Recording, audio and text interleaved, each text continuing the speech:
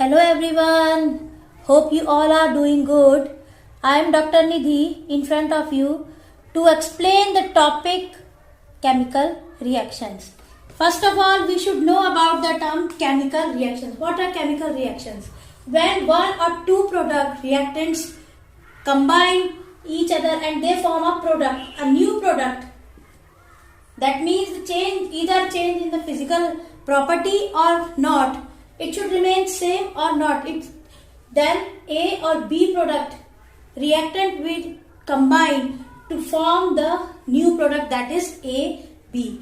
और in simple भाषा में हम ये बोल सकते हैं, it's a process which involves the rearrangement of molecules of a substance.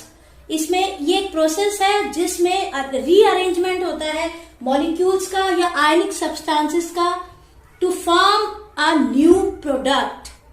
ठीक है, that is known as chemical reaction. Okay, now before the reaction the products which take part in the reaction is known as reactant. उनको हम reactant बोलते हैं जो reaction में part लेते हैं. उनकी रिएक्शन से जो चेंजेस आते हैं, जो केमिकल रिएक्शन होने के बाद जो चेंजेस आते हैं, जो प्रोडक्ट बनता है, that is known as product. जो आउटकम आता है उसको बोलते हैं प्रोडक्ट. ओके, बहुत सारे there are so many factors that affect the chemical reaction. First of all, contact. Chemical reactions को कैरी कराने के लिए सबसे मेन इंपॉर्टेंट है दोनों सब्सटेंसेस का, जिन दो सब्सटेंस के बीच में हम रिएक्शन करा रहे हैं उन दोनों का प्रॉपरली इंटीमेट होना, मींस प्रॉपर मिक्सिंग होना. Okay, without mixing chemical reaction won't done. Okay, अगर हम नहीं मिक्स करेंगे, फॉर एग्जांपल जिंक है, ठीक है, जिंक कभी भी डाइल्यूट सल्फ्यूरिक एसिड के साथ आपको रिएक्ट नहीं करके कोई भी प्रोडक्ट नहीं बनाएगा. दैट मीन्स रिएक्शन होगी ही नहीं. जब प्रोडक्ट का जो हमने चूज किया है product, that should be in proper form और that should be appropriate so that the reaction will takes place. Another factor it takes place when the reaction carries out, that is temperature और we can say heat. Okay, sometimes when you do the practical in the lab, you observe that a heat is generated. If you touch the outside of the test tube, you can observe the heat. Okay, that means that also indicates that the chemical reaction was done. Okay, next is another factor which affect the chemical reaction, that is light. आप lower classes में पढ़ते आए हो light in term photochemical reactions.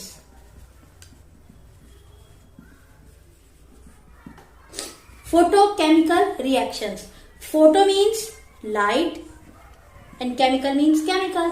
Okay, वो reactions या वो substance जो light की प्रेजेंस में काम करता है, रिएक्शन को कैरी फॉरवर्ड करता है, that is known as photochemical reactions. चल,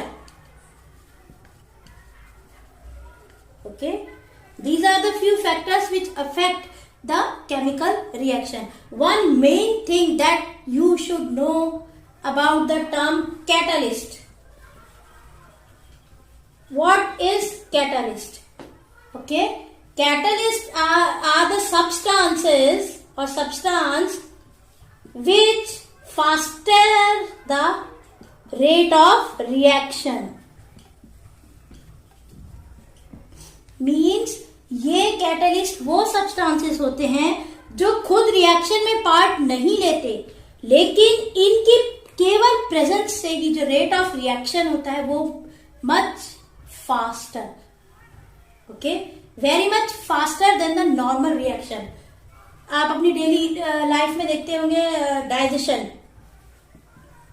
सो मेनी एंजाइम्स और we can say catalyst present to carry out the reaction या to faster the rate of digestion. For example, lipase.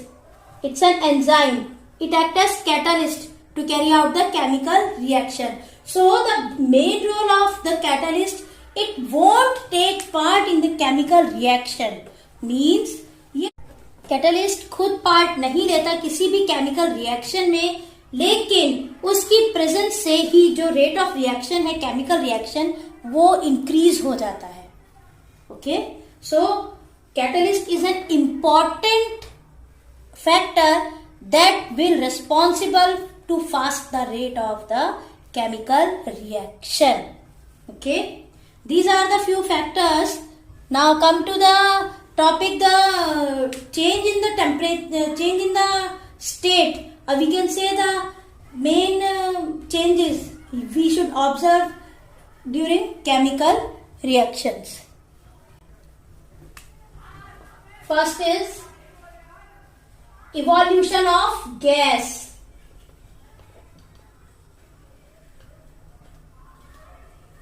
Okay, evolution, sometimes whenever we carry out the chemical reaction, for example, if we heat the water, hydrogen and oxygen gas will evolve in the form of effervescence. Okay, this is the first observation you will see during the chemical change. That means chemical reaction has taken place. Okay, second is first evolution of gas means कोई भी reaction, हम किसी भी chemical reaction में हम जब किसी chemical को हीट करते हैं, किसी सुटेबल केमिकल को हीट करते हैं, तो गैस इवॉल्व होती है in the form of effervescence, means bubble form में. That means the evolution of gas which indicates that the chemical reaction is complete. Okay, there are so many examples. Second is color change. So many examples are there. During the chemical reaction, color has changed. Color of the product has changed. Either white colored or colorless colored reactant will convert into coloured product और vice versa.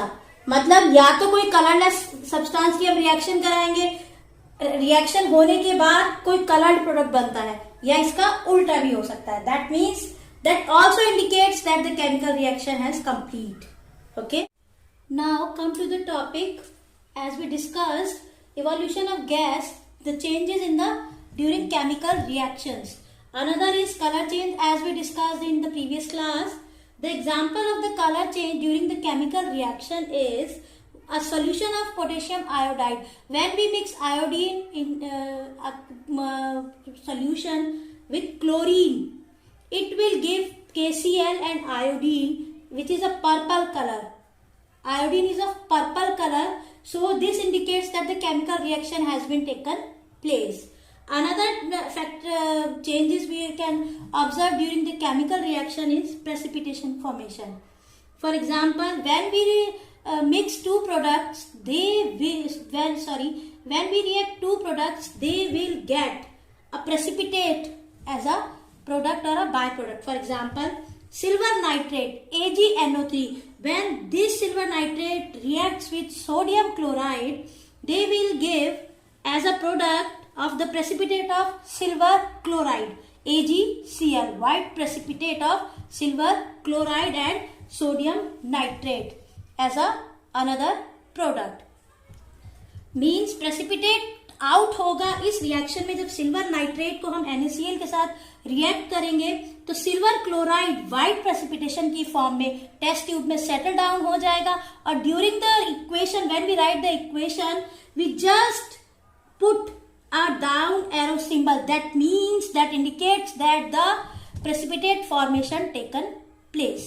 Okay, and another product is NaNO3 also formed.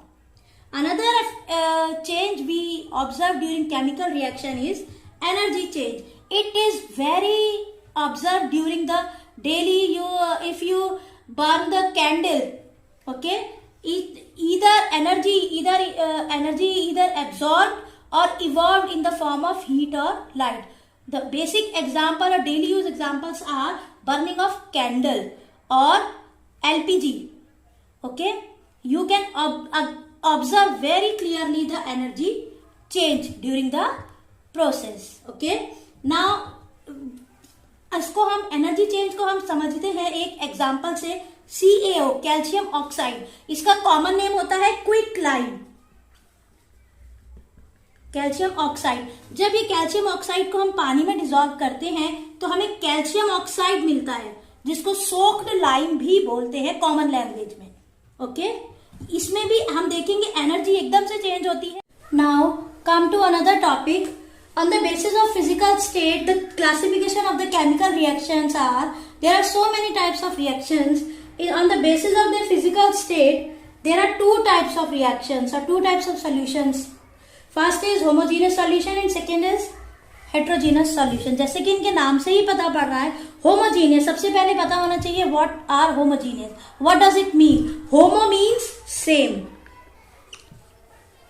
यानी कि जिन substances की through out the chemical reaction जो physical state होती है वो same होती है. That means if the reactant is in solid phase and the product also is in solid phase, that comes under the example of homogeneous solution.